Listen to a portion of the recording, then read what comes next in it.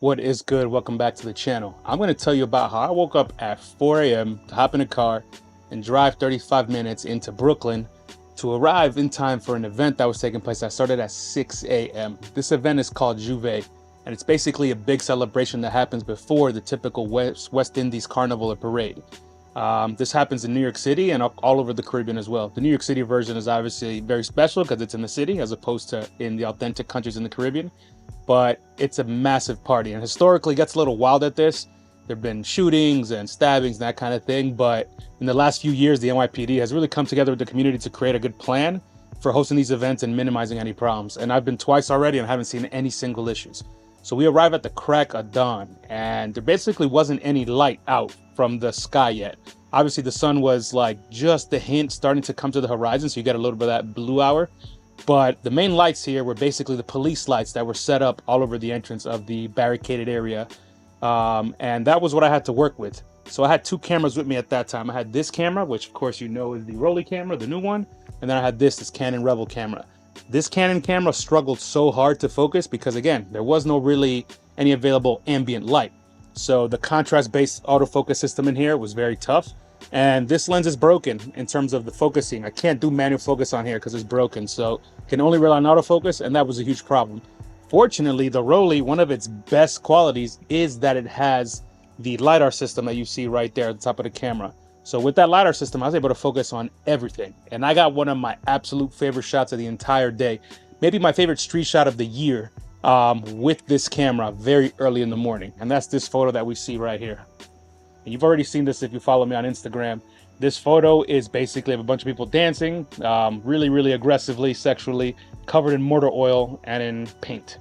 And that's the signature thing about Juve is the mortar oil. A lot of people douse themselves in mortar oil, and then there's also a lot of paint and colored powder that gets thrown around as well. It's a bit messy, but it's part of the fun.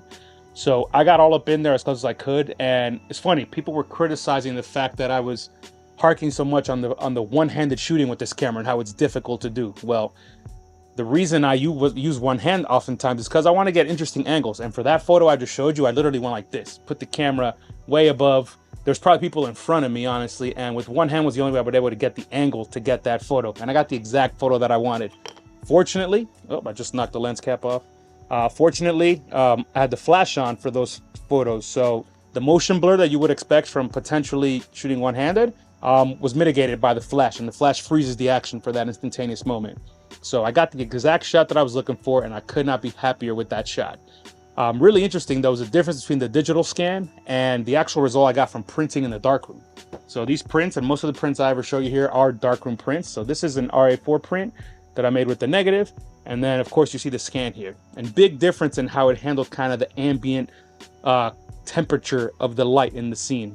As I mentioned, there wasn't that much light out yet. It was kind of blue hour. So the scan really brings that blue hour out. You see that in the reflections, and you see that in just kind of the overall tone. In the printed image, it's a bit more neutral. The blue doesn't really come out. And if I want to make this image very blue, the entire image is going to be affected by me changing the color balance to be more blue. So I didn't want to do that. I really liked how the skin looks here, how the mortar oil looks, how the clothes look. So in getting a balanced exposure for the people and the other colors in the scene, that leads to a less blue background that you see back here. So just a really interesting difference. Scanning is obviously very useful and very necessary in this modern age, but printing really reveals some other qualities of the film. This is Portra 400 right here, and it's very neutral, whereas on the scan it looks a lot less neutral. But I like them both, honestly. Which one I like more? I don't know, but I think holding a print in your hand like this is a lot of fun. So I think I like this more at the end of the day. And I actually made a ton of copies of this, as you see here. I got a stack. Let's see, I got like 5 copies or something, 4 copies. I'm selling these, so if you're interested, shoot me a DM on Instagram at @ribsy__. And yes, let me know. I can ship this to you. I'm selling them for $50 each. So I'm very excited to share these. And I usually don't sell prints. It's kind of something I'm trying out now. So let me know what you think. All right, so moving on into the rest of the day of Juve. In Juve, it's just a big mess of people. There's no kind of crowd versus participants. It's all one. Everybody's doing everything together. Between official participants and unofficial participants, aka the crowd. Everybody's just mixed in. So I'm in there too, and I've got 3 cameras on me. I already showed you 2, and I got the Yashica as my 3rd one. I shot a bunch. On this camera here, on the other 35mm camera, I mostly shot black and white. And I'm trying to do that very often nowadays. On my 35 cameras, I mostly will shoot black and white. And then on my medium format is where I'll shoot color. And that balance for me gives me the ability to do a lot of street style, action, candid stuff, but then also do my really slow kind of interactive portraiture. So let's look at some of the black and white shots here. So these shots are a mix of Fuji Acros 100 and of Ilford HP5. Love, love, love Acros 100, and definitely making a video about that soon, now that I've been shooting it a ton recently. But I'm really happy with the images I got here as well. The black and white actually surprised me. I think I liked those a lot more than what I shot on color overall. But it was a lot of fun to really just have unlimited shots in a sense. Obviously they're not unlimited, but it felt unlimited compared to shooting medium format. And it was nice to just have all those rolls that I could load into this camera very quickly and boom, boom, boom, boom, boom. Get as many shots as I wanted and really be part of the action, be a fly on the wall. Not really, you know, have to worry about people feeling any type of way. Because in these events, it's very public, a lot of action. You really blend in unless you do something crazy.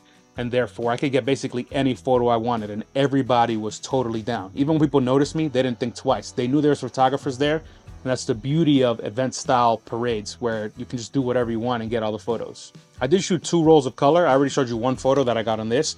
But I got a lot of photos that I really loved on this camera. And interestingly enough, this camera was struggling because of the fact that it doesn't have that lidar autofocusing. It's got the contrast-based autofocus. But despite those struggles, I managed to kind of incorporate that messy focus into the shots and really get something that I really enjoyed. The light was dim, so the shutter speeds were very slow. And then the focus was kind of hit or miss. But all of that together combined for me to get these really beautiful motion blur shots that I was very excited about once I saw the negatives and of course once I scanned them.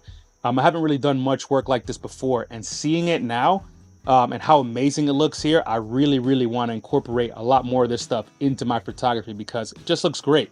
And this does have a flash up here as well, which I did use at some point. And incorporating the flash into the motion blur really gave me some interesting results. I could not be happier with kind of that mix of a look. That really worked in my favor, and I just delivered something that I was not expecting at all. The only annoying part about that is that I'd never used a flash on this camera, and therefore the battery lasts forever. And then I used the flash for basically one roll, and it drained the battery and killed it.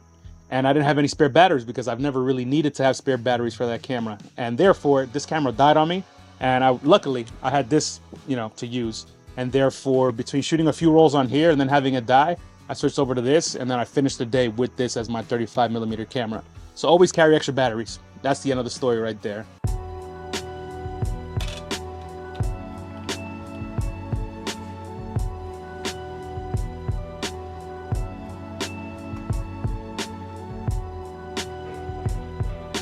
So this print right here is really cool. The image, I just love this image. It captures everything that I wanted from that moment. The aggressive sexual nature of it, the movement. I love all the use of hands. You see so many different people's hands are on the photo here, and it just signifies different things going on. This guy's trying to, you know, grab butt and get as close as he can. These are friends of the girl who are trying to touch her butt because I guess it's cool to do that. This girl's holding her so that she doesn't fall over.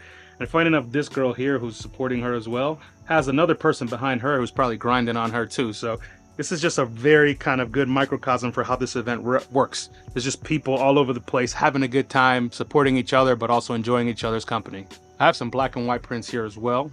This one right here is one of the first scenes that I saw when I arrived. As you can see, it's very dark. And I really wanted to capture that darkness because that really was how it felt. It was dark outside. But this beautifully shows a couple key elements of the parade, which is all of the soaked clothes. A lot of people here have soaked clothes because of the different products that they're throwing around.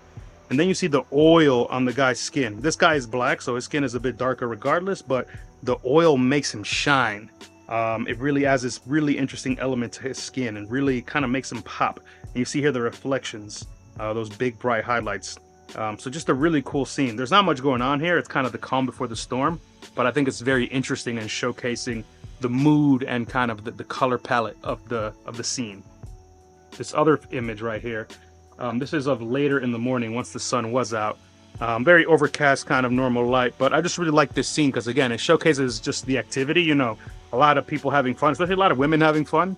Supporting each other and you know, being able to kind of be free, do whatever they want.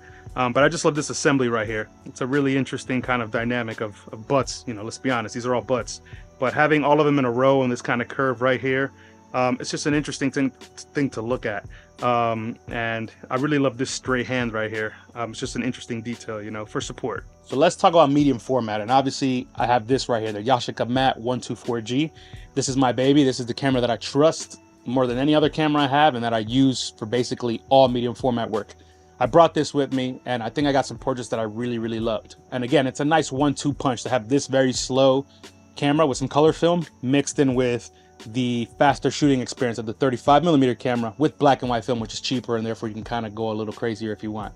This Yashica worked wonders for me and I got some portraits that I really enjoyed, but there was something interesting that I wanted to try that I haven't been doing much of in the past. And that is using these macro filters, which are right here. These macro filters basically mount onto the taking lens and the focusing lens, and they allow you to get really close to your subject. I don't have the technical specs, so sorry, but there's 3 different versions of these macro filters. Here, let me actually take it out of the pouch here.